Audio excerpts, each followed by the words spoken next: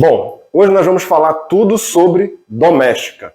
Então, antes da gente entrar no assunto de doméstica, a gente vai primeiro aprender aqui, o que cria o vínculo trabalhista. Essas regrinhas aqui valem tanto para doméstica quanto para qualquer funcionário de qualquer empresa. Como é que eu sei que eu criei um vínculo trabalhista? Se eu preencher esses 4 requisitos, significa que a pessoa é minha funcionária, tá certo? Quais são eles? A primeira, eu tenho que verificar se essa pessoa recebe salário. Eu pago para essa pessoa me trabalhar? Se eu pago para ela vir trabalhar, então eu tenho a onerosidade. Onerosidade quer dizer que eu pago para ela vir trabalhar.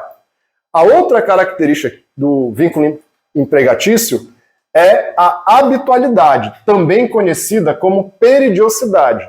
Significa que se eu trabalho num determinado período, ou se eu tenho o hábito de ir trabalhar durante um determinado período, é outro pré-requisito para criar o vínculo empregatício, o vínculo de trabalho. Outra característica é a subordinação. Subordinação quer dizer que eu sou subordinado a alguém. Então, se esse meu trabalho, eu presto contas, eu tenho que cumprir horário, eu tenho que dar uma satisfação para essa pessoa, esse meu trabalho ele é orientado, é uma outra característica aí do vínculo empregatício ou vínculo trabalhista. E o principal que eu diria é aqui que o juiz lá vai saber se essa pessoa, por exemplo, que eu vou falar daqui a pouquinho sobre o MEI, se é uma empresa ou se é um funcionário, é a pessoalidade. Esse aqui talvez seja o mais importante deles. Por quê?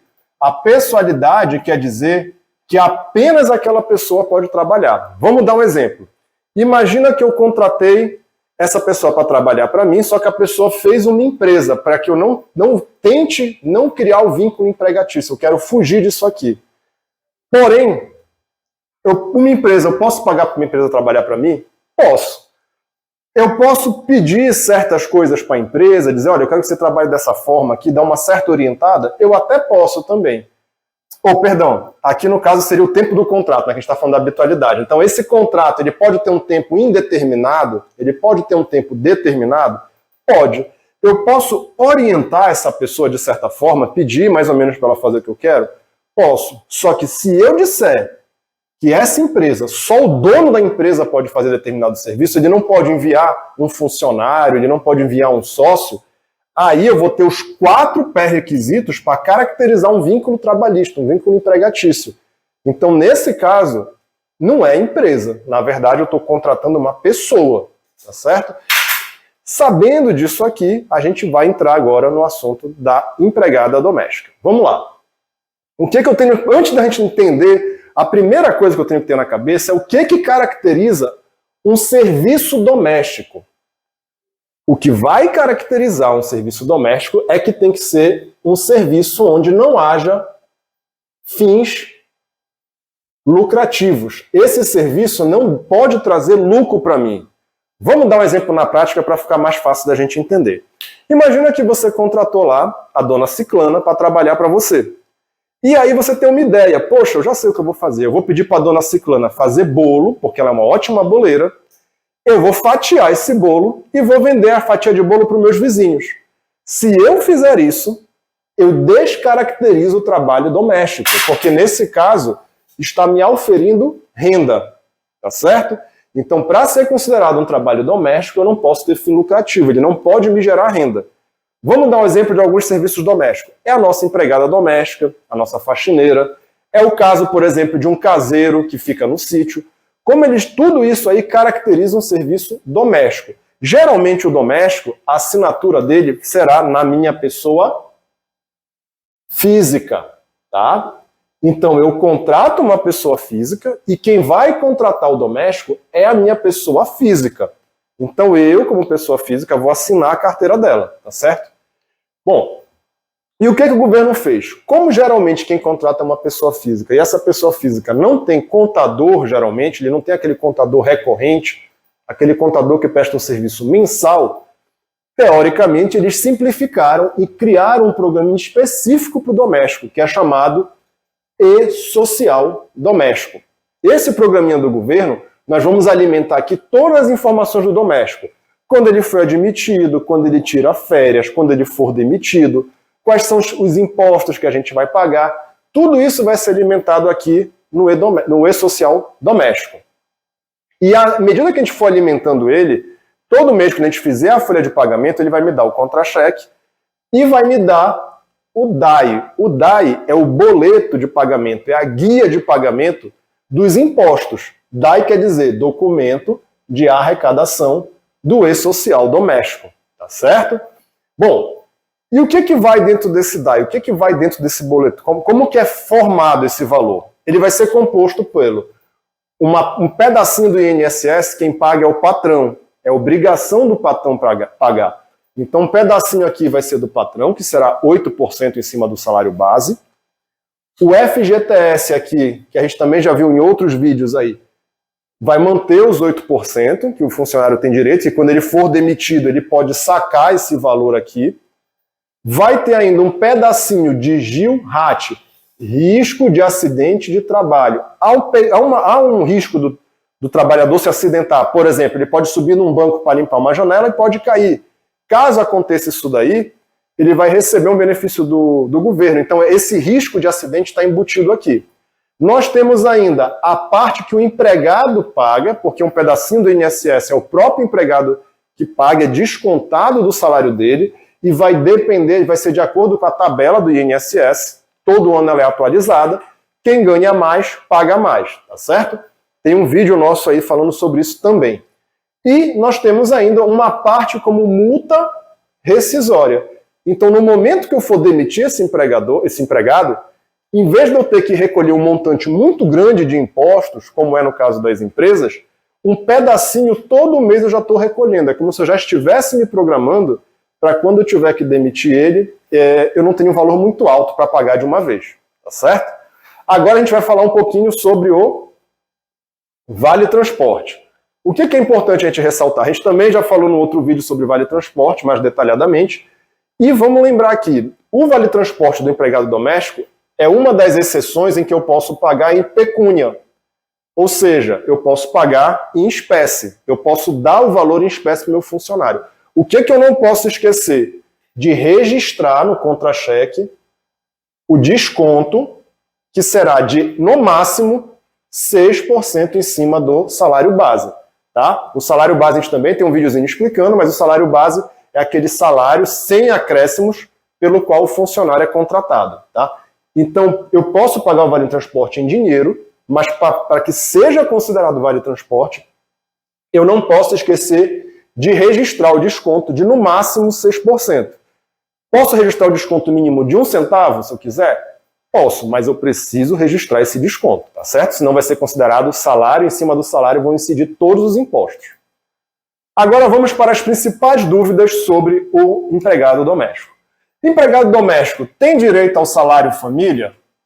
Tem. Então, se essa empregada doméstica, ela tiver, por exemplo, um filho que tenha de 0 a 6 anos, ela pode apresentar a certidão de nascimento do filho, mais a carteira de vacinação, e ela terá um bônus aí no salário dela, ela vai ter um valorzinho a mais para receber aqui. Então, se for de 0 a 6 anos, ela apresenta a certidão mais a carteira de vacinação. Tá certo? Se ela tiver um filho de 0 a 14 anos, ela vai apresentar a certidão de nascimento mais um comprovante de escolaridade. Pode ser um boletim, pode ser o comprovante de matrícula e tem que renovar isso aí todo ano, todos os dois, tá? Ou se ela tiver um filho ainda com algum tipo de deficiência grave, tá? De repente ela pode ter uma pessoa lá, um filho, que por qualquer motivo ele não possa trabalhar após os 15, tem algum tipo de deficiência, tá? Então, nesse caso, ela também teria direito ao salário família. Só fazer uma correçãozinha aqui. Aqui não é 0 a 14, né? Aqui é 7 a 14 anos, tá certo? 0 a 6, certidão de nascimento e carteira de vacinação. 7 a 14, certidão de nascimento, comprovante de escolaridade. E aqui o ideal é que eu apresente um laudo médico comprovando essa deficiência, tá bom? O que é o salário família aqui? A gente tem um videozinho explicando só sobre o salário família, eu vou fazer um breve comentário. É um valor a mais que o funcionário recebe e o empregador ganha um desconto aqui no seu imposto. Então, para o empregador, não gera custo algum, tá certo? Ele vai pagar menos imposto E esse valor que ele paga menor, ele vai pagar pro funcionário. Lembrando que o salário família ele é por filho, tá? Então o salário família ele é por filho e esse cadastro aqui deve ser mantido atualizado. Então o empregador tem que manter ele atualizado direitinho, tá certo? Outra pergunta muito importante. Quando que eu deixo de ser diarista e passo a ser empregado doméstico? Qual é a diferença?